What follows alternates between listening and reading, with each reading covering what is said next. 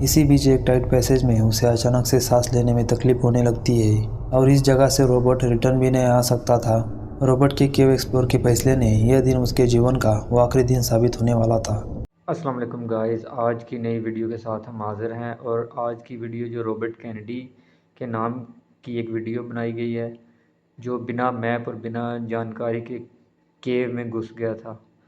और उसके बाद आपने वीडियो को देखकर अंदाज़ा लगाना है कि कैसी है और कमेंट्स में बताना है। और न्यू है जो सब्सक्राइब कर दे प्लीज़, आपसे रिक्वेस्ट है। और अब वीडियो की तरफ चलते हैं। आज की इस वीडियो में देखेंगे ना कोई प्लान था और ना ही दिमाग में ख्याल आया था, फिर भी अपने आप रहस्य और सुनी सुनाई अफवाहों से भरी इस अननोन केव ने दो लोगों को बिना किसी प्लान के इंटर करने के लिए मोटिवेट किया था। आज की जो दर्दनाक कहानी है वो रॉबर्ट कैनेडी की, जिसके दिमाग में किसी केव को एक्सप्लोर करने का ख्याल भी नहीं था और ना ही उसके पास उस केव का कोई मैप था और ना ही कुछ उस केव के बारे में जानकारी। फिर भी रॉबर्ट किसी गैजेट के बिना केव में इंटर कर लेता है, जबकि रॉबर्ट और उसके दोस्त कैंप फायर के लिए आए थे, बल्कि ना ही केव एक्सप्लोर के लिए। केव में इंटर होने के बाद चारों तरफ घना अंधेरा छाया हुआ था और उस अंधेरे में रेंगते रेंगते अननोन एरिया में आगे बढ़ते हैं। अंधेरे में उसे तो डर लग रहा था, लेकिन केव के मिस्ट्री के बारे में आशा भी थी और वो आशा और डर के बीच कॉम्प्रोमाइज़ करके आगे बढ़ रहा था। इसी बीच एक टाइट पैसेज में उसे अचानक से सांस लेने में तकलीफ होने लगती है और इस जगह से रोबोट रिटर्न भी नहीं आ सकता था। रॉबर्ट के केव एक्सप्लोर के फैसले ने यह दिन उसके जीवन का वो आखिरी दिन साबित होने वाला था। ऐसा क्या कारण था जिसके चलते रॉबर्ट ने प्लान चेंज कर केविंग का डिसीजन ले लिया? साथ ही उसके साथ केव में क्या इंसिडेंट हो जाता है जिसके कारण उसे सांस लेने में दिक्कत हो रही थी? इन सभी सवालों की जानकारी इस वीडियो में देखेंगे।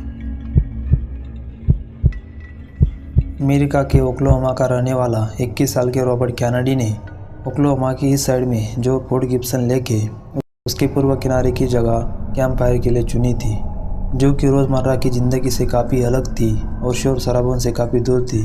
उनका प्लान यह होता है कि लेक के किनारे खुले आसमान के नीचे फायर कैंप लगाएंगे और खूब सारा एंजॉय करेंगे और पूरी रात वही बिताने के बाद वो सुबह फ्रेश होकर घर लौट जाएंगे। उसके साथ उसके दो साथी भी थे, एक उसका सौतेला भाई रिचर्ड टेलर था और दूसरा उन दोनों का एक म्यूचुअल फ्रेंड था, बेन केगली। उन लोगों ने तारों से भरे आसमान के नीचे और तालाब के किनारे कैंप फायर के दौरान अपनी अपनी स्टोरी शेयर करना चालू कर दी, जो कि इनके लाइफ में हुई थी। और ऐसे ही काफ़ी समय बीत जाता है। ऐसे ही बोलते बोलते हर्मिट केव का टॉपिक आ जाता है, जो कि अभी तक अनलिस्टेड है, जो कि फोर्ट गिब्सन लेक के पास है। और उस गुफा के बारे में सुनी सुनाई कहानियाँ एक के बाद एक बताने लग जाते हैं, जिसमें हर्मिट केव के बारे में कुछ राज सामने आ जाते हैं जो कि अभी तक क्लियर नहीं हुई थी। एक के बाद एक कहानियाँ सुनकर रॉबर्ट को उस गुफा के बारे में क्यूरियोसिटी बढ़ जाती है। लोकल लोगों के बीच यह केव बहुत सी मिस्ट्री से डूबी हुई थी। इसके भूल भुलैया मार्ग काफ़ी हद तक अज्ञात थे और उन मार्ग की गहराई का अंदाज अभी तक नहीं लगा था। रॉबर्ट केव से अपरिचित था, उसकी क्यूरियोसिटी अननोन रूट से केव में जाने की हाई लेवल पर थी। वह तीनों दोस्त कैंप फायर के पास बैठकर गर्मी महसूस कर रहे थे, आग की लपटों को टिमटिमाते हुए देख रहे थे। उनके ऊपर ठंडक का एहसास हो रहा था, जिससे वे कांपने लगे थे। इससे पहले कि वे सो जाते, बातें करते करते सुबह हो जाती है। फिर वह सुबह का ब्रेकफास्ट बनाने में अपना समय बिताते हैं। पहले प्लान के अनुसार कैंप को पैक करके अपने घर की ओर ट्रैवल करना था, लेकिन केव के पिछले रात की कहानियों से मोटिवेट होकर रॉबर्ट ने उनके कैंप के बगल में स्थित गुफा का पता लगाने के लिए चक्कर लगाने का प्रस्ताव रखा। परंतु बेन को दुर्भाग्य से थोड़ी चोट आ गई थी, इस वजह से उनके साथ बेन कंटिन्यू नहीं कर सकता था। बचे हुए दो लोगों ने गुफा में जाने का फैसला ले लिया। उनके एक दोस्त की अनुपस्थिति ने गोल्डन कैंपिंग के नियमों का उल्लंघन करने का खतरा पैदा कर दिया था। केन को थोड़ा बहुत केविंग का एक्सपीरियंस था। उसे पता था कि केविंग के लिए ग्रुप में कम से कम 3 से 4 मेंबर होने जरूरी थे। साथ ही प्रॉपर गैजेट की भी जरूरत होती है। अगर इसे नज़रअंदाज कर दिया तो खतरों की प्रोबेबिलिटी काफ़ी हद तक बढ़ जाती है। और केन रॉबर्ट से कहता भी है, लेकिन रॉबर्ट किसी की भी बात सुनने के मूड में नहीं था। आखिरकार ये डिसाइड किया जाता है कि रॉबर्ट अंदर केव में चला जाएगा और रिचर्ड केव के बाहर एंट्रेंस पर रुक जाएगा। और रॉबर्ट बाहर आने के बाद फिर रिचर्ड अंदर चला जाएगा। यदि केव में जाने वाले को कुछ परेशानी का सामना करना पड़ता है तो बाहर वाले को आवाज़ देगा। जबकि केन इंजर होने की वजह से उनके साथ नहीं आया था। सुबह के 8 बज गए थे। उन दोनों ने जींस और शर्ट पहने एक टॉर्च से केव के अंदर इंटर कर लेते हैं। केव की एंट्रेंस बड़ी होने से वह आसानी से अंदर चले जाते हैं। दोनों भी केव के मेन पैसेज में आ जाते हैं, जहाँ पर उन्हें अंदर की ठंडक और प्राकृतिक चट्टान रचना देखकर वो चकित रह जाते हैं। और पैसेज में इधर उधर देखने के बाद उनकी नज़र एक ओपनिंग पर चली जाती है जो कि काफ़ी टाइट पैसेज था, जिसकी ओपनिंग सिर्फ 18 इंच थी, यानी सिर्फ A4 नोटबुक से थोड़ी बड़ी थी। और उसमें से इंटर करने का प्लान बना लेते हैं, लेकिन उनके पास एक ही टॉर्च था। इसी कारण रिचर्ड ने गुफा के बाहर रहने का फैसला कर लिया और गुफा में एक समय एक ही व्यक्ति इंटर कर सकता था। रॉबर्ट ने अपने सौतेले भाई को आश्वासन दिया कि वह तुरंत ही वापस आ जाएगा। रॉबर्ट ने गुफा में जाने के लिए एक रास्ता चुना। वह लगभग 150 फीट लंबा रास्ता था, जिसमें बहुत सारे घुमाव और अप डाउन्स थे, जिन्हें नेविगेट करना आसान नहीं था। रॉबर्ट पहले खतरनाक हिस्से तक पहुंच गया था, जिसे की होल के नाम से जाना जाता है। कई लोगों का मानना है कि रॉबर्ट जहाँ तक गया था उसके आगे जाने का डिसीजन लेना एक बहुत बड़ी गलती हो सकती है। बहुत सारे एक्सपीरियंस केवल की होल तक भी नहीं जा सकते, वहाँ जाना काफ़ी मुश्किल है। रॉबर्ट ने भी आगे जाने की जोखिम न लेते हुए वापस लौटने का डिसीजन ले लिया। उसने पहले अपने पैरों के साथ पीछे की ओर रेंगना शुरू कर दिया, लेकिन प्रॉपर बेंड और स्क्वीज के बिना की होल से बाहर आना असंभव था। कुछ मिनट के स्ट्रगल के बाद वो पैनिक हो जाता है और उसने अपना मन बदल लिया था। अपने सामने की ओपनिंग से गुजरने का फैसला कर लिया।